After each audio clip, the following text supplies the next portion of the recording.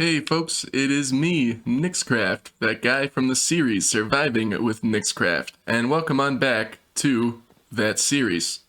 That was a weird intro.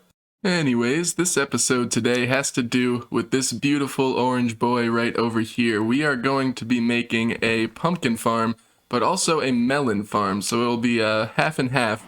And we are also going to do a little build on the side with it. I want to add to our little villager operation we got going.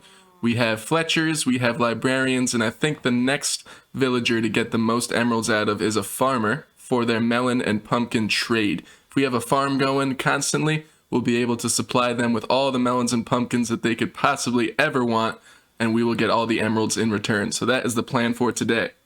And if you're watching and you're new here, consider subscribing. It really helps out the channel a lot, and you'll be able to get a head start and a notification on whenever I post these videos. So heading to the location of the next build, I think I'm going to go behind the librarian house over here and sort of just extend this pathway through our little custom rock structure here and just have it wrap around here right next to the little custom pond. And we're going to head back this way. And I think right sitting over here will be a nice little farmer house.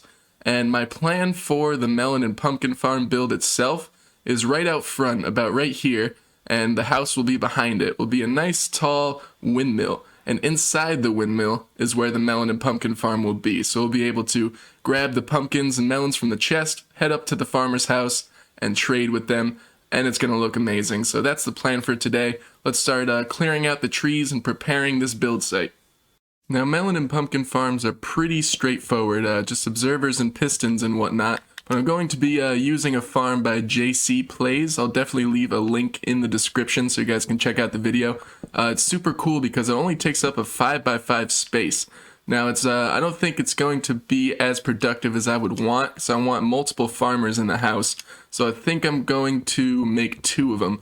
So we'll basically have two windmills, one out front and one behind the house, somewhere off in the distance this way. So we'll just add to the skyline of this place. That's something I've been really looking to provide in this little city, is a nice skyline from a distance, so you could see the base as you're loading in, especially with the elytra that we just got. So let's continue clearing trees. Now that we have our area nice and cleared out here, we could swoop in and set ourselves up a workstation, courtesy of the ender chests and shulker boxes we got. Went on stream actually and got ourselves even more stuff recently in a little end busting trip. Took our elytra out and flew around and got some more shulker boxes and some more loot. It was a really fun time, so be sure to follow my Twitch as well. I'll put the link in the description. Either way, let's get to building here. Got ourselves a little workstation and brought along a stone cutter and crafting table too, just in case we need it. Now I think I'm going to just lay out what I want the build to look like. We're going to start with the farmer's house itself, so we could place the windmills around it with the melon and pumpkin farms in it. So I think I'm just going to grab up some cobblestone, that I have in here, and let's get a little layout of what we think this little plot of land is going to look like. Starting off here with like a 5-wide sort of rectangular shape, I think we can make this sort of like a garage workstation area. And just coming off of it, we're going to add another little square. Let's make it 1, 2, 3, 4, 5, 6, 7. That's how big we'll make this little square coming off. And we'll actually make it a 7x7 square, I think. And basically we'll just make this a little short roof, little garage thing. I think I'll do like spruce trapdoors or something to make it look like a little garage door there. And perhaps a little front porch here to walk yourself into the build. And I think that's about it. So let me get the layout, plan out a little bit, and then we can get building this little structure here. Replace that cobblestone with a bit of polished andesite here. I think I am going to leave a little bit of the cobble just peeking out in some places. I think it'll make it look like the foundation is like cracked or something. So we'll move on to the next layer here. I think I'm going with some dark oak log, but not just regular log. It'll be facing up like this, so we could put, some windows in without having the swirling texture show on the side. But I am going to actually strip these, and I think the polished andesite and stripped dark oak is something that goes together really well. So that's going to be the next layer, and we'll plan out where we're going to put windows and the doors and stuff like that. So let's get this done here real quick. Grabbing up our scaffolding here, I think I'm going to leave some regular dark oak log in on the build, preferably around on the frame here in this garage. I think that's going to look a lot better. So let's get up here and finish off the framework. I'm not going to make this one that tall. I think it's only going to go up to here possibly. And this little structure on the other side is going to be a block or two taller than it to add a little bit of variation. So this is going to be the front garage part, and this right here will be the main part of the house. Probably knock out this little middle block for the door and leave a small front porch, probably out of spruce planks. I think that'll look really nice. Speaking of spruce planks, that will be the next layer of this here structure. Coming up this way, and I was adding in the windows along the way. I'm trying to make them a bit more random. See how this one goes up right to the corner, and it's kind of looks like it's uneven, but still looks okay. That's the goal in this one. I don't really want to go too symmetrical. I think that'll add more interest to the builds. And I also only raised this next structure up one block. I think going up two would have been a bit too tall for just the house. Because remember, we're going to have some pretty tall windmills coming out front. I don't want the house to look too big. So just finishing up with the spruce here. Ooh, I ran out. Good thing I have another stack on me. So just finishing up here, we can come down and see how that looks. And it's pretty good. We could probably pop a window in, maybe like right here. We'll add a little too tall window like that. And maybe we'll only put a little one window right there to add some variation like I talked about. And then this will be the little garage. So I think that's looking pretty good.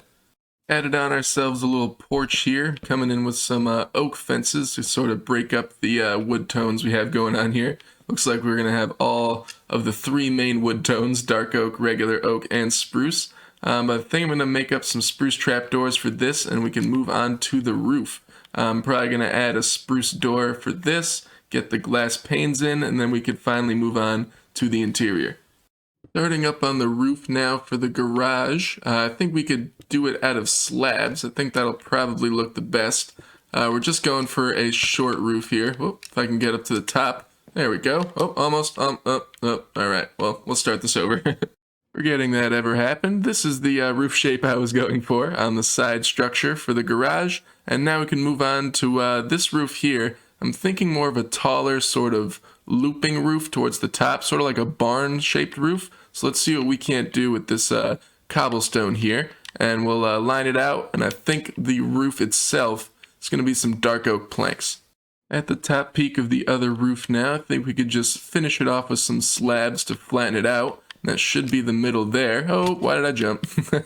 Take a little bit of damage, that's fine. So I think, oh yeah, that is perfect.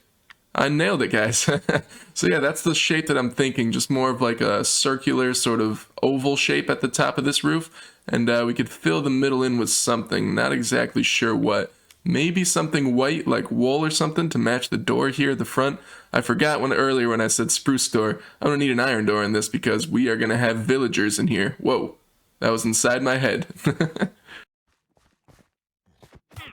Alrighty, finished up the trim on the roofs here, guys, and I'm going to head up there and fill in the roof itself with this dark oak, and I think this is looking really good. I'm going to try and fit a chimney in somewhere, maybe on the inside of this garage, sticking out somewhere in this corner, just kind of merge these roofs together a little better. Not too sure exactly how I'm going to do that, but this roof here, we're just going to start off with the slabs coming up like this, just in line with the roof. And we're going to fill everything else in just like that. So I'll bring you guys back in when I'm working on the chimney and then the interior. Both roofs are in now. This connection here is just a tiny bit weird, but I think I made it work.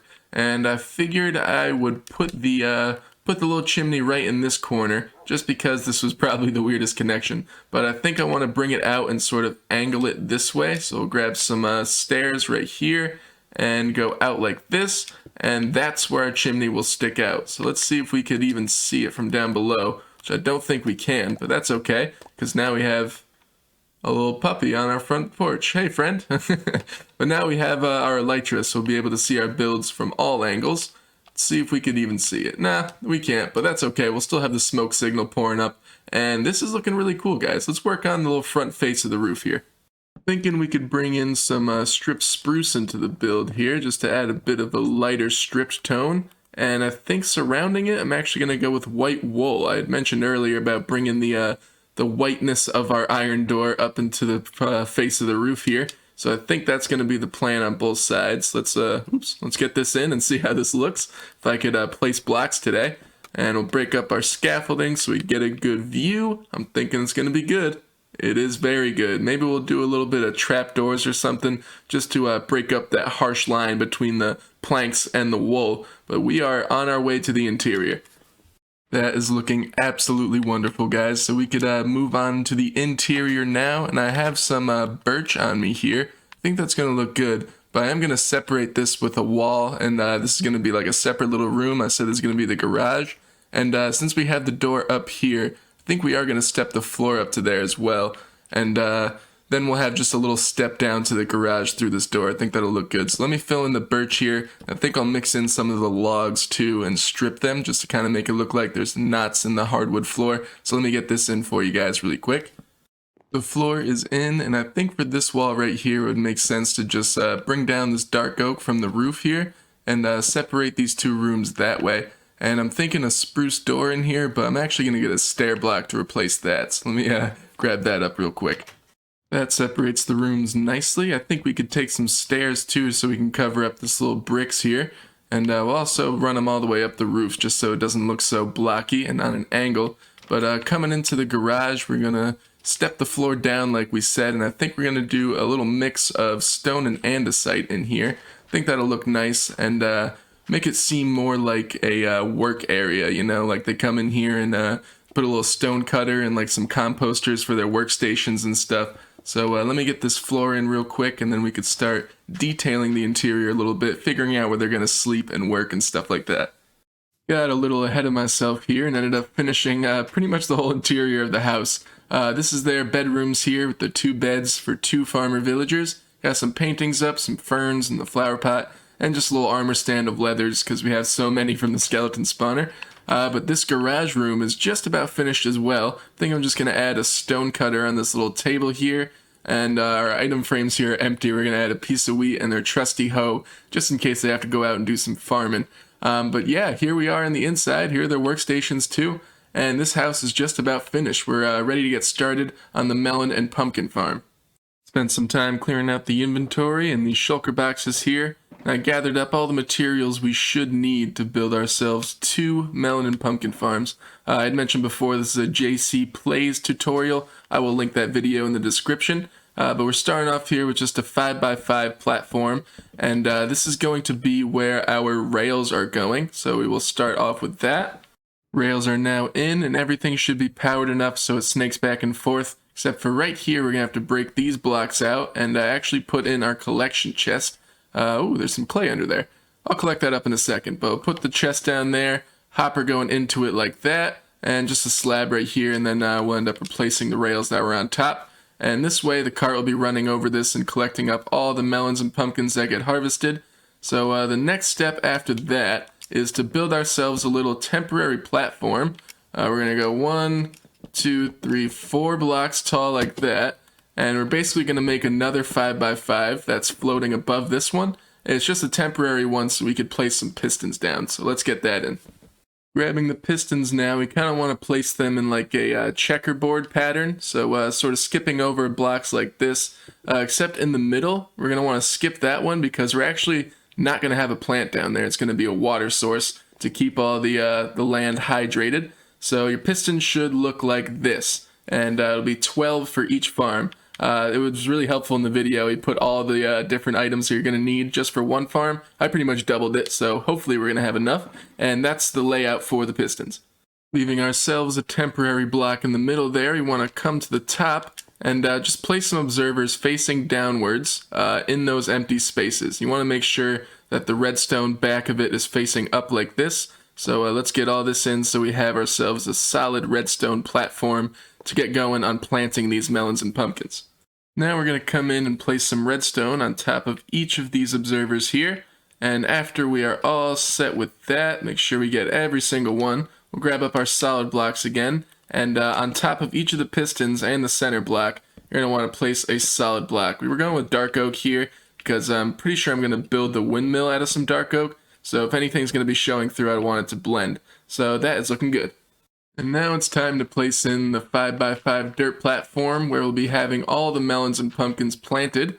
You do want to skip this middle block here, and actually I'm going to throw a stair block in. You could waterlog stairs, and that will hydrate the land around it. So let's fill this in, get the water source in, and we will till the land to plant our plants. I'm pretty sure I'm going to bone meal them as well, just so they can grow up quicker, and we could start harvesting as soon as possible to trade with these farmers who are going to put in their little house. So this is working out well, and we're about to get started on the windmill build itself.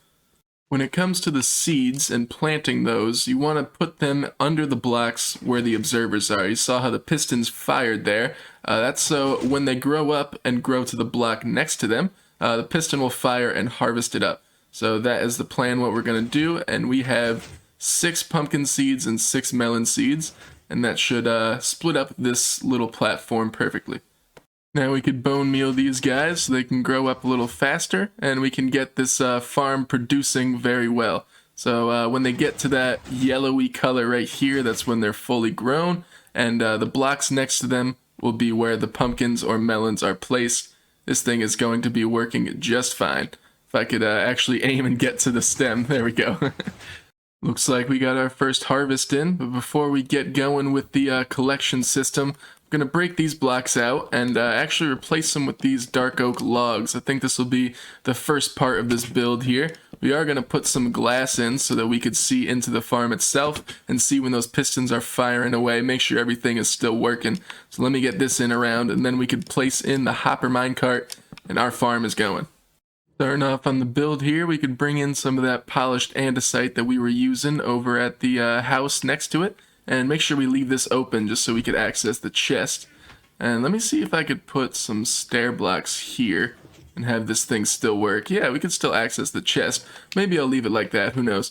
We'll bring this around here and continue along, and I have some glass to place over where the stems are growing, so that is perfect. Let me fill this all the way in first.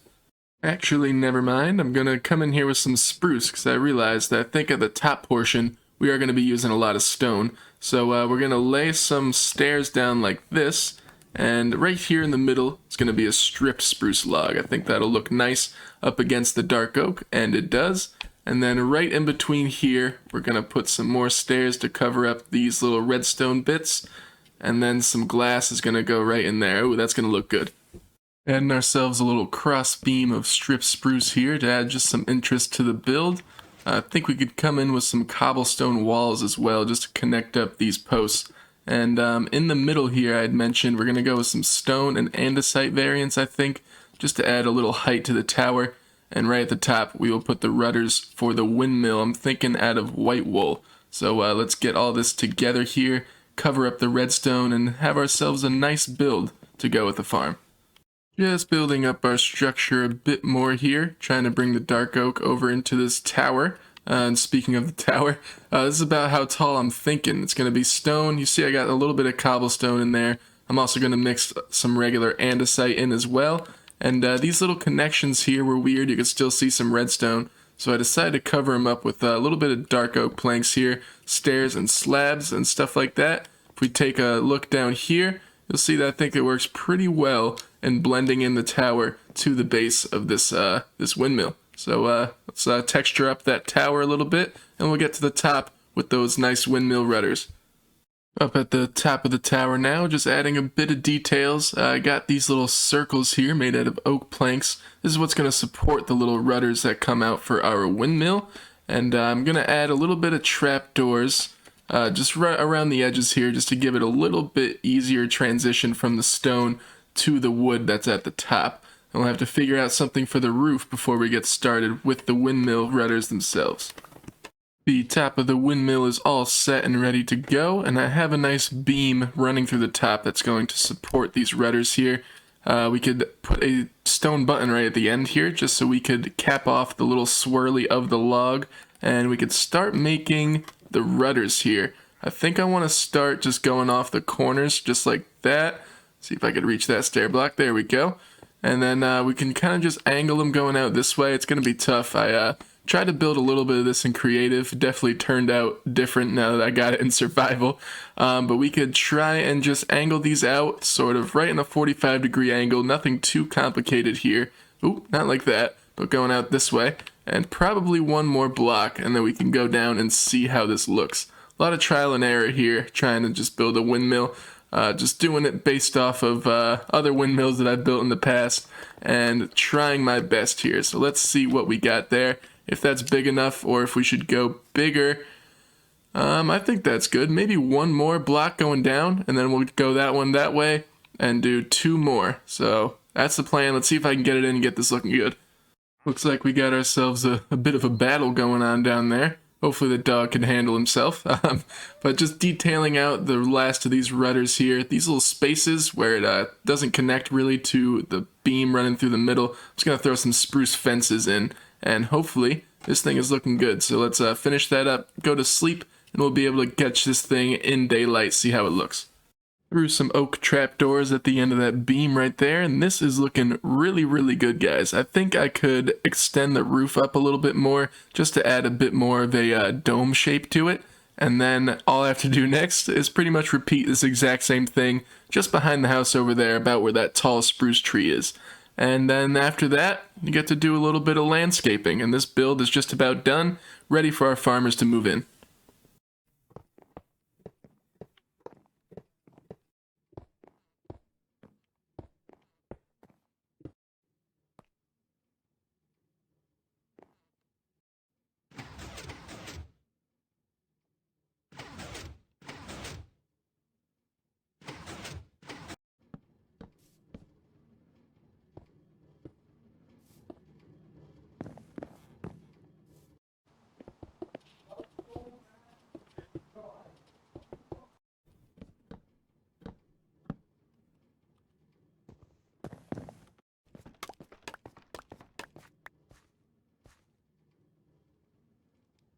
Alright guys, just a short time later and we have not 1, but 2 windmills, both with functioning melon and pumpkin farms on the inside.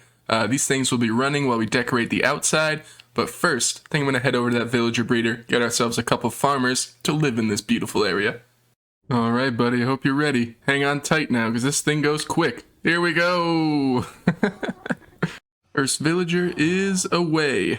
There you go, buddy. To a new life. Hope you make it. The villager is broken. Both our villagers are in place now and at their workstations. Brought over some potatoes and beetroot, because that is their preference of crop to trade. And we are going to try and level them up so they can get their melons and their pumpkin trades going. So there we go. We got him at level 2. And let's get this guy as well while we're at it. And now that these guys are locked in, I could return this stone cutter to where it was. They immediately locked onto this, should have known. But there we go, now we have 2 bubbling farmers ready to trade our pumpkins. And if we keep on trading with them, next level, 4 melons for an emerald. So we can keep doing this trade, and maybe in the future we could zombify these guys so they can give us some better deals. But for now, I think I'm going to spend some time on the outside of this place, and I'm thinking a nice crop field, mostly wheat, but a little bit of like potatoes and beetroot and carrots and stuff just mixed in there as well. And really just terraforming around this area. The field, I think, is going to stretch all the way back towards the windmill, and we'll have a nice path running through the middle of it, connecting up to the house and over to our other builds this way. So that will be the plan. This episode is getting pretty long, so I'm probably just going to bring you guys back in when the build is all finished.